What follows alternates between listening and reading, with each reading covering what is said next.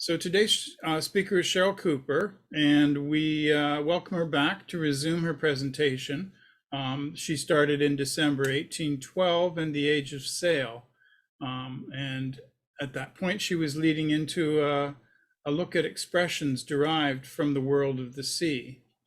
And after that presentation, I guess we may have a brief Q&A for her, and then resume with part 3 of the video on the Royal Clipper, a look at that ship today and all its amenities.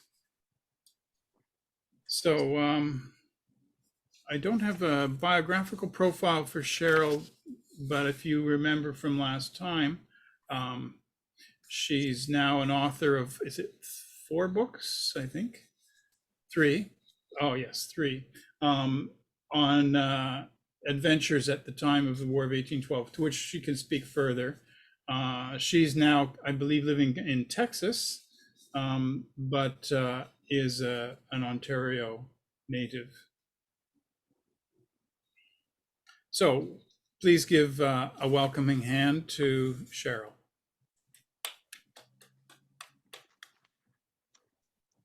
Thank you very much. I'm unmuted, right? Yes, you are.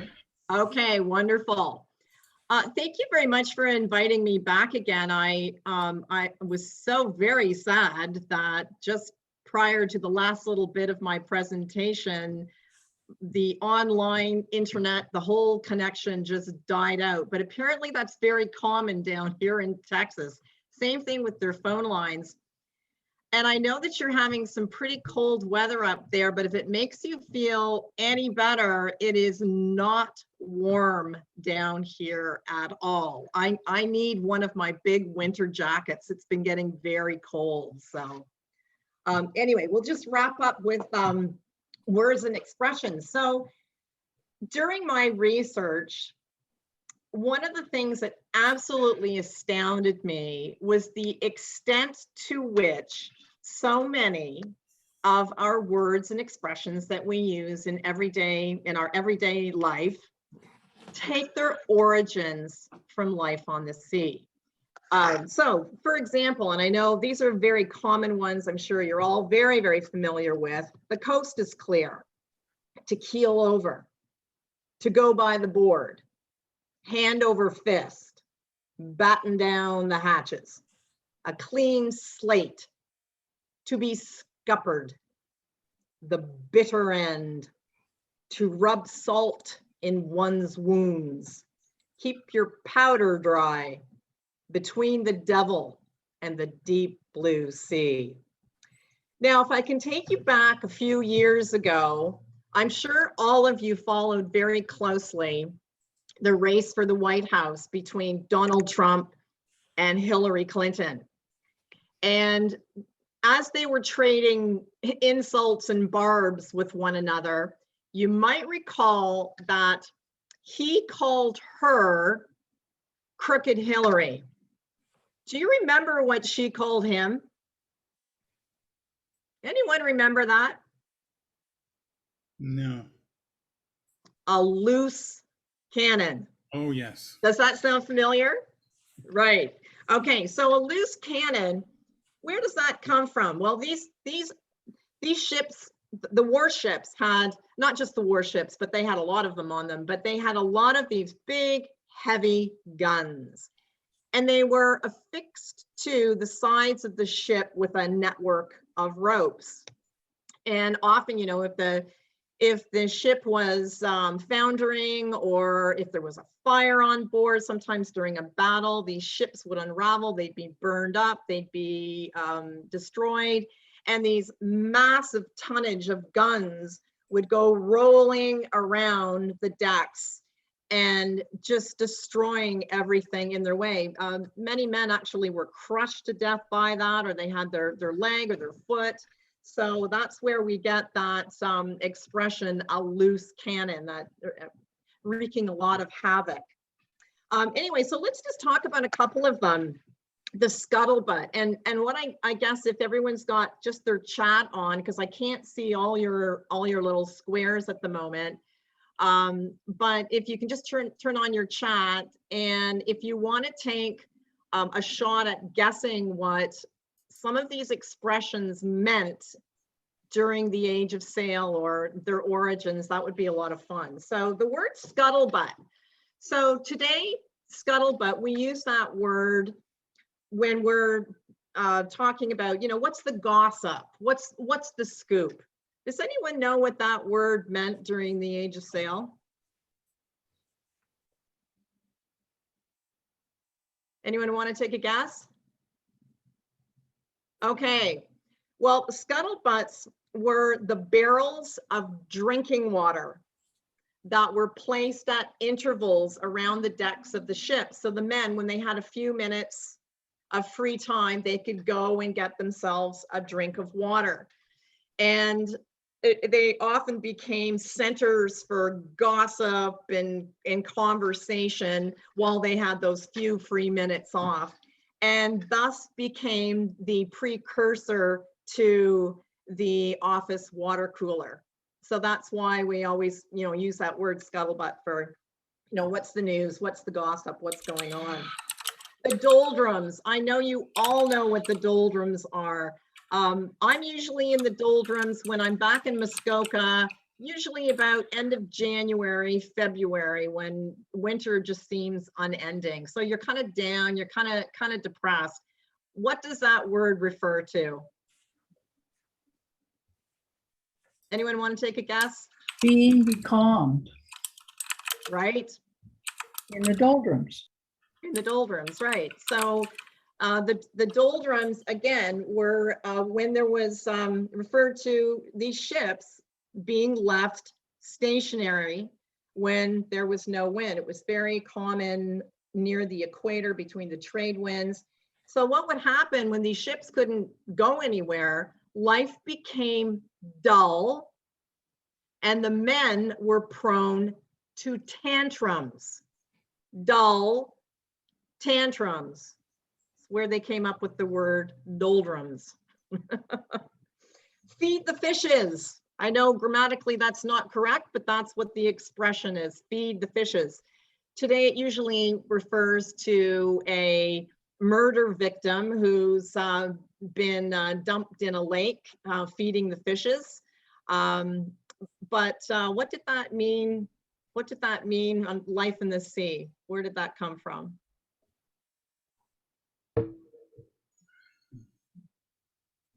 I see a few shaking heads. Okay.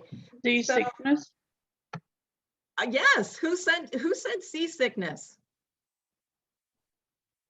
I think Julia. Okay, Julia. Yes, you are right. Okay, a lot of people think that's from walking the plank. And I suppose that ultimately, if you had to walk the plank, you would ultimately become food for the fishes, if you will. But it actually referred to seasickness. So I'm not feeling well, I'd run to the ship's rail, do my thing overboard, and your mates would always tease you about feeding the fishes. And that's probably where Technicolor yawn came from in Australia. I don't know what that is. Can you tell me what that is, Julia? Vomiting over the side of the boat. Oh, I love that. That's great. Slush Fund. Now, this was one that I just discovered not that really that long ago, and I absolutely love this. So today we talk about a slush fund as a monetary reserve account. But does anyone know what that referred to in Life on the Sea?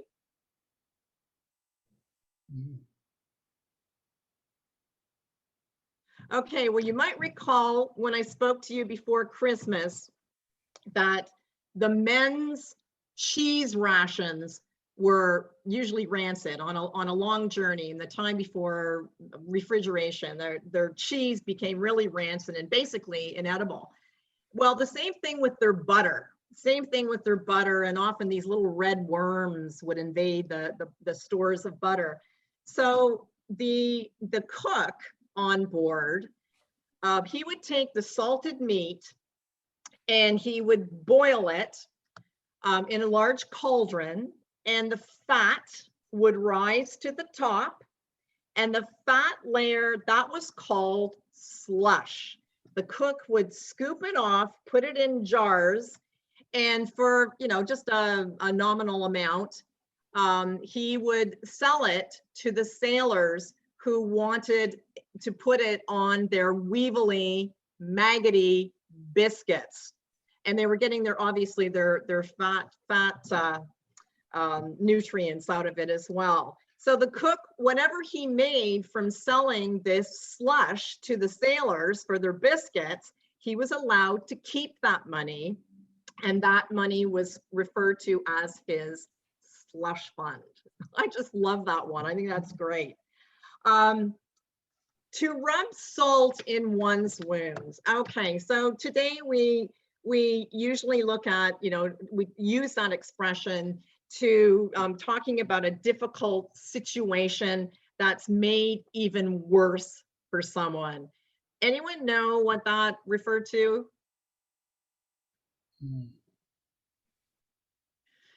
Okay, well, often after the men had, after they'd been whipped, in particular, if they had been disciplined and they had to undergo a whipping with a cat o' nine tails or a thieves' tail, they had these terrible lacerations on their back.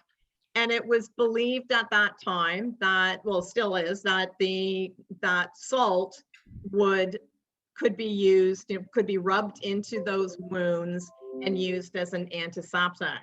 And the only sad thing was that here they were, again, if you've been whipped, you've been humiliated, and then rubbing salt in those wounds just was exceedingly painful. So that's where we get that expression. I've always loved between the devil and the deep blue sea. I mean, I always wonder, what did that refer to? So today it refers to basically having to choose between two very difficult or unpleasant situations. Does anyone know what that meant had you lived on a ship long ago?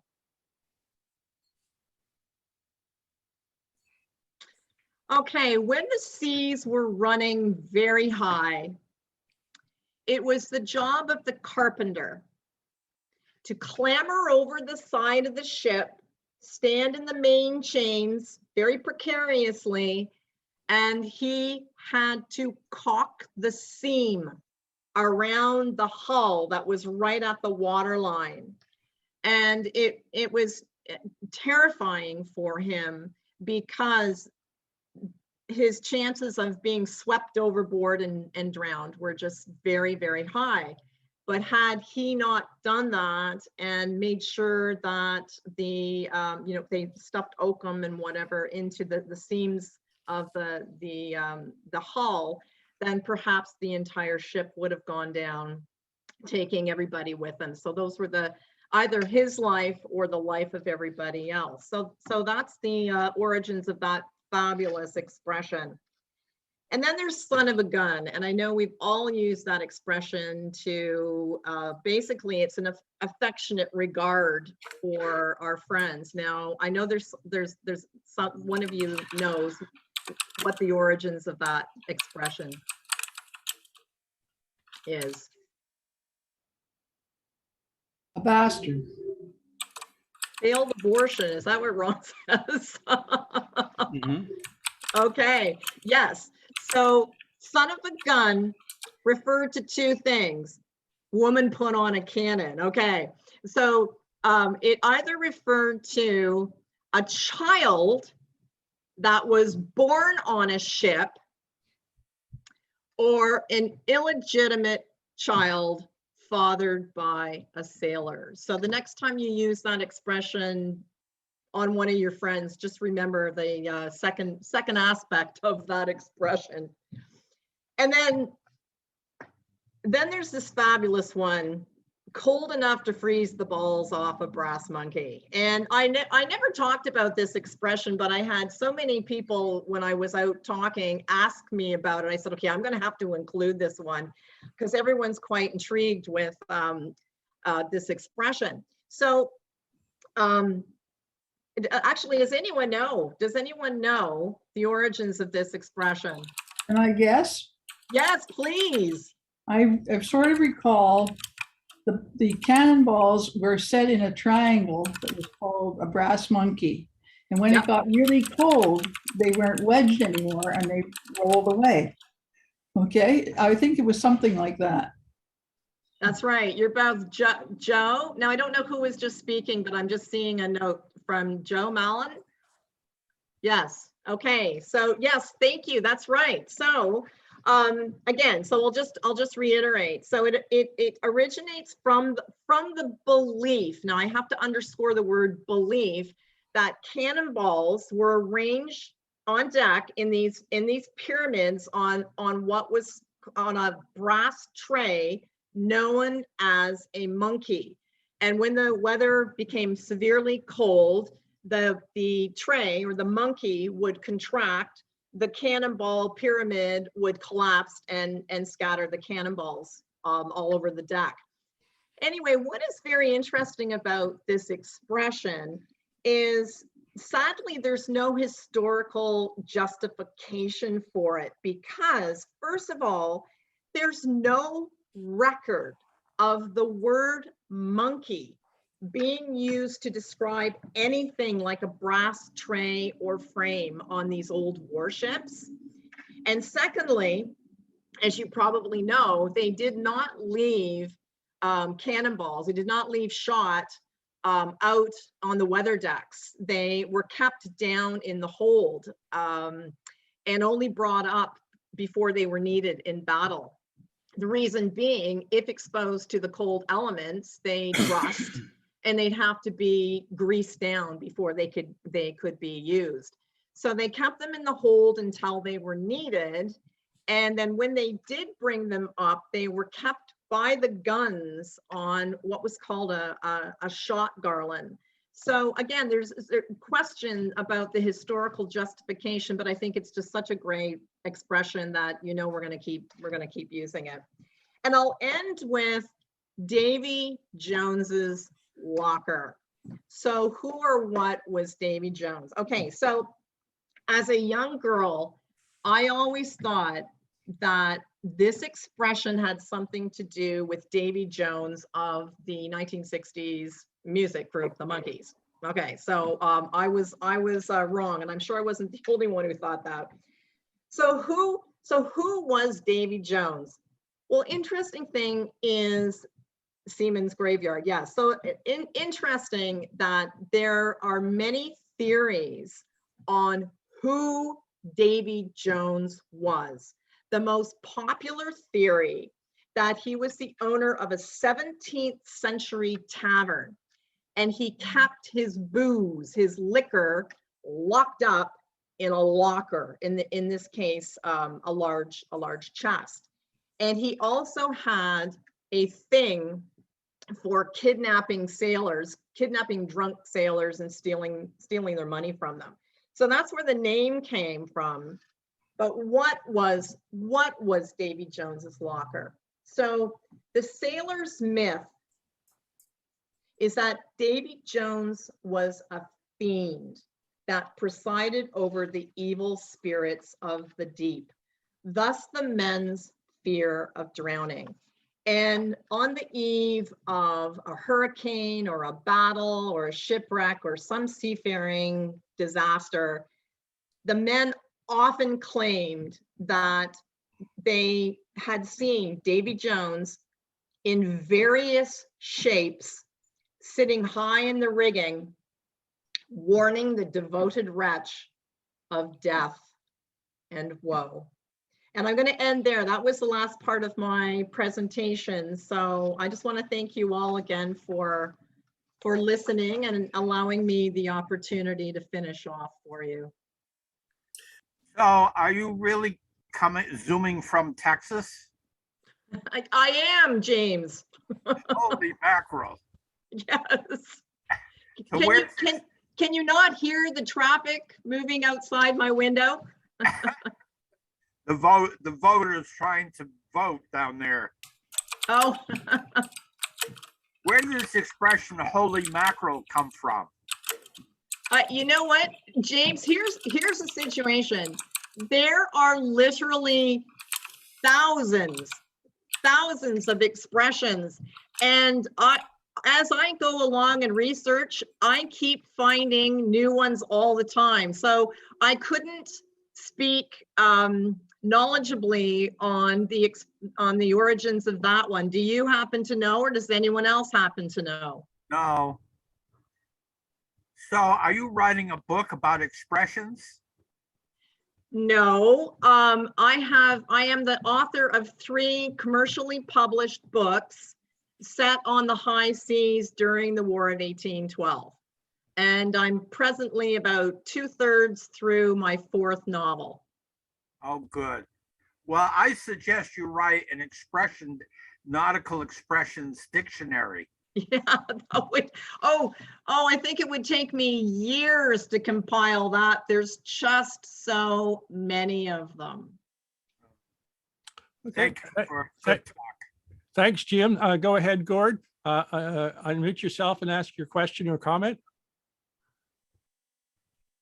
Yes, Cheryl, I have always felt that expression about freezing the balls off a brass monkey, I've always felt that was invented.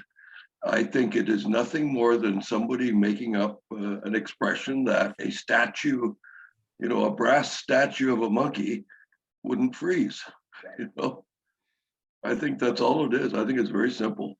Well, you know what, Gord, what is interesting, it's like Davy Jones, when there are so many theories. If you were to research Davy Jones, it's interesting how many theories there are. And who was Davy Jones? I mean, why didn't they call it Joe Blow? And that's so interesting. And it's the same thing with freezing the balls off a brass monkey. Again, it wasn't just the balls, it was the whiskers, the nose, whatever. And I think you're absolutely right. There was also something that referred to going very, very far back in history into Chinese warships. So we perhaps have to go that far back to find the origins. But it's just, when we're talking about American warships, within the last 200 years, there is no record of anything like a brass tray or frame being called a monkey. They had the little powder monkeys, usually the little orphan boys on board who carried up the gunpowder for the guns during battles. But I think you're absolutely right, though, Gord. It's a fun expression. That's my best guess. Okay. I think someone was asking me if I feel safe here in Texas. Was that you, Mike? Yes, very much. Okay. My sons are down here, so that's why I'm here. So next person is George Hume. Go ahead, unmute yourself and ask your I was- question or your comment. I was just looking up holy mackerel, and it's a part of a group of expletives that start with holy, like holy smoke, etc. And according to the Guardian, it emanates from about 200 years ago, when Catholics were eating fish on Friday, but the poor Catholics could only afford mackerel, and the expression became holy mackerel. In other words, it's derived from Catholicism, holy cow from Hinduism, and I don't believe a word of it. Oh, that's wonderful. Okay. If I could just jump in here, one of the things that has been so fascinating is whenever you use words, when you are writing, whether it's fiction, it doesn't matter if it's fiction, in order to be authentic, you have to be very careful about the words that you use, especially in dialogue. And I don't know how many of you are interested in etymology of words, but there are fantastic sites online now. And so often I am stopped in my writing by saying, oh, I better just double check if that word actually existed in that form. So say I was going to use it as a verb. did it exist in that form in 1812, 1813? And you'd be shocked at how many shows there are on TV where I've caught, oops, that word didn't really come into the English language until much later on. So good to know that holy mackerel's been around for a while. Okay, Seamus, go ahead.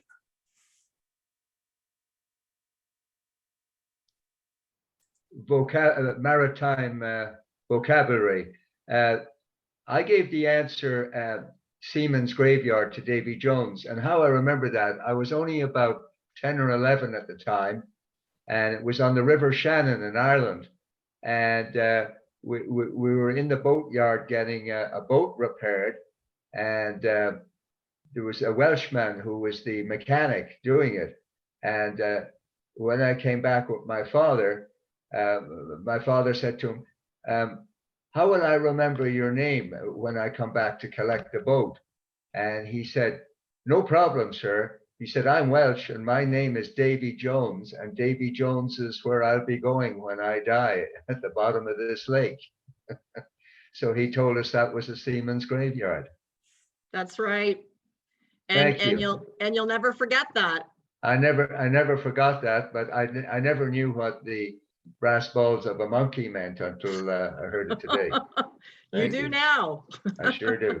And thank you, Jim, for raising the question about holy mackerel. Okay, George. That's my favorite fish, mackerel. Okay, go ahead, George. When you talked about the loose cannon, it reminded me, my brother had a trucking firm that trucked large items, and he was sent one of his drivers to pick up a combine off a ship that had arrived from Europe when Ford imported combines. And he phoned back from the dock here in Toronto to say, did they say anything about the condition of the combines? And apparently one combine got loose, and 20 combines and 60 Mercedes automobiles were just junk on that deck. Oh, yeah, absolutely. It would have wreaked mucho's damage. Okay. A loose combine. Excellent. Are there any more questions before we move on to the second half of our today's session?